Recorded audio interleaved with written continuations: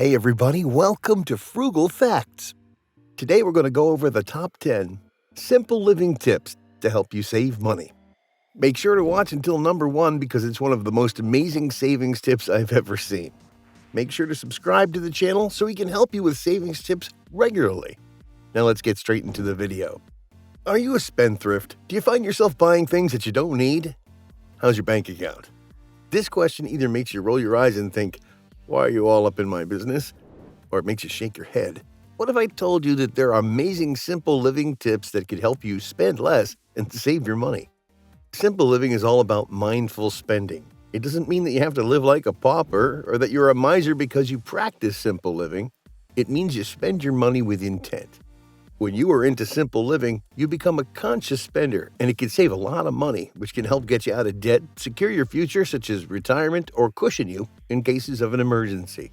So, let's dive into 10 simple living tips to help you save money. Number 10. Create a budget. Nobody wants to create a budget. No one. We all want to go to the store with our credit cards and spend exorbitant amounts of money for stuff that we may use once and forget about. The anticipation of buying new stuff releases dopamine, a feel-good hormone in our brain that brings pleasurable feelings. Seeking a dopamine release can cause you to spend more than you need to, and sometimes even more than you earn, which upsets your bank balance. Creating a budget is a boring process which no one wants to commit to, but it's necessary if you want to save money. To create a budget, make a list of all the things you need to spend money on, starting with the most important ones, such as rent or mortgage, utilities, food, and so forth. Purpose: to spend the amount you have targeted on your budget list and not a dollar more. And force yourself to leave that store before the temptation to clear the snack rack overwhelms you. Number 9. Cancel your gym membership. For those chasing the elusive 8-pack, congratulations, you've already hit the jackpot with a 6-pack. Getting a taut belly takes blood, sweat, and tears. The weights, treadmills, full racks, weight benches, you name it. It's enough to make you run in the opposite direction. The gym membership fee could also run you off. Now in New York, you could cough up to $135 a month for a gym membership. But the average fee for a regular gym is close to $45 a month. So in a year, you could pay up to $540 depending on your location and the monthly fee. But here's the beauty. You don't have to pay all that money when there is a free option. The outdoors. You can work out at any place you want to, free of charge, even in the bathrooms if you so wish. Adopting a minimalist living helps you get creative while also saving you money. Number 8. Unsubscribe from premium services. According to a survey published by Instamotor, 1 in 10 people has admitted to spending more than $200 a month on premium subscriptions. In this age of simplified online purchases that you could make with just one tap, many premium subscriptions have been popping up in big numbers, some with huge discounts such as Netflix, YouTube TV, Spotify, Hulu, and more. These subscriptions can clean out your bank account and you hardly notice because most of them have automatic renewal policies. If we look at the cost of each subscription mentioned here, assuming you're subscribed to all of them, you're party with almost $69 a month. Let's see, Netflix, $11.99, YouTube TV, $35, Spotify, $9.99, Hulu, $11.99. That's a total of $68.97. Not to mention subscriptions to personal items such as newspapers, shaving blades, shaving creams, or beauty creams for the ladies, and so forth. To save money, why not do away with the meaningless subscriptions that guzzle your money and keep the ones that you absolutely can't live without? Number 7. Move into a smaller house. If you're living in a house that has a gazillion spare rooms you've never used before, you're wasting money. A spacious house is ideal if you have a big family. That being said, the bigger the house, the more expensive it is. Rent alone is financially draining, and if you add other bills onto that, such as electricity, phone, internet bills, and more, you could find out that you have very little left to spare. Sharing a smaller space brings families together. This is because there's nowhere to hide when you've had it out with a loved one. You have to try and make it work for the sake of peace. Living paycheck to paycheck ain't pretty, but if you earn a decent income and want to simplify your living, consider moving into a smaller house to cut down on your rent. If you want to own real estate, consider buying a tiny house. Not only does a smaller house save your rent money, but it also helps you declutter, and it disciplines you to keep the things you need. Number 6. Use public transportation. How many hours do you drive your car every day? Consider this. You probably drive 20 minutes to work, spend 6 to 8 hours in your office, pass by an eatery if you have no time to cook at home, and then drive 20 minutes back to your apartment. On average, in 24 hours, you'll have spent just an hour driving. The rest of the time, your car sits in the garage or in the driveway gathering dust.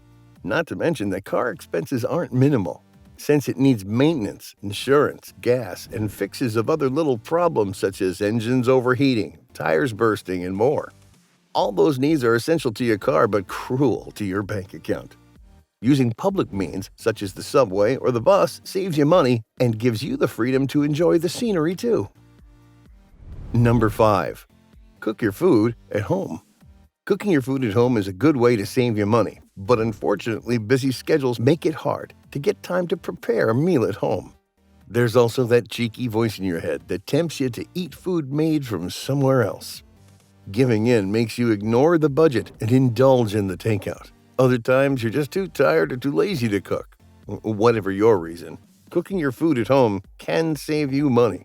According to data analyzed by Wellio, a meal planning service, on the comparison of cooking at home and ordering takeout, they found that you could save an average of $16 a day when you cook at home as compared to ordering food from restaurants. After analyzing data from many recipes and matching them to grocery items in the local stores, as well as restaurant delivery fees, Wellio found that takeout was delivered at $20.37, while the same serving made at home cost only $4.31. That's $16.06 of money saved on a home-cooked meal, which is 5 times less than food delivered from a restaurant. Imagine how much you can save in a year if you stick to the simple living tip and cook your food at home. Ready to delete your favorite meal delivery app now? Great. Number 4.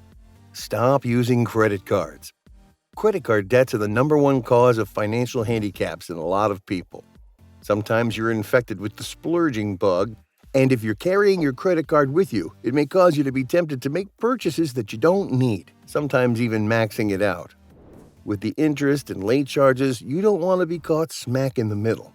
Always making payments on your card makes it difficult for you to achieve financial freedom. To prevent making needless purchases, carry some cash with you and try to leave your credit card at home. This will help you to live on the finances that you have at hand. Purpose to use the credit card for emergencies only. Number 3. Do it yourself.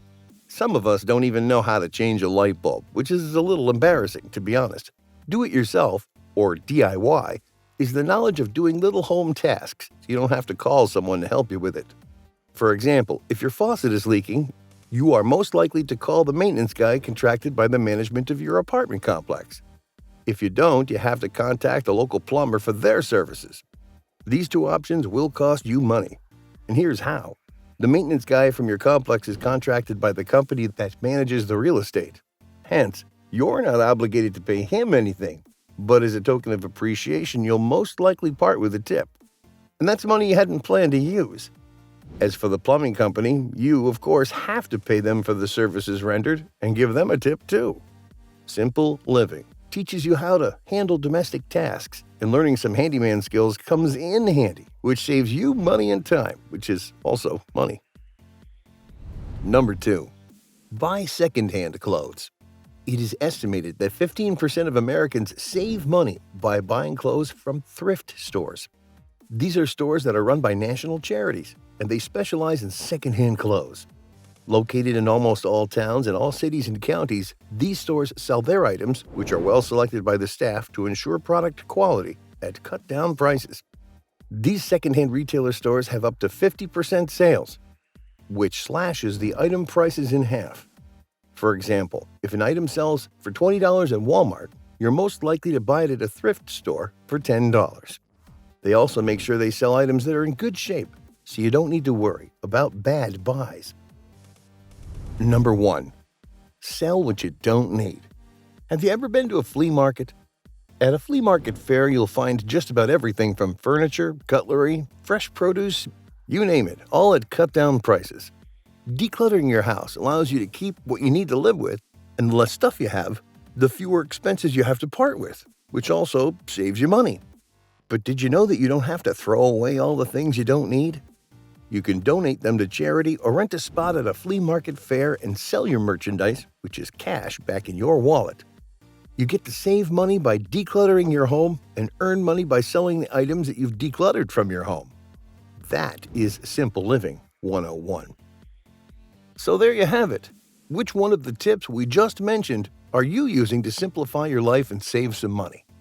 Do you have any helpful tips that are not mentioned here on how to practice simple living? Leave a comment and let us know. Subscribe and turn on notifications so you don't miss more videos of saving tips and much more.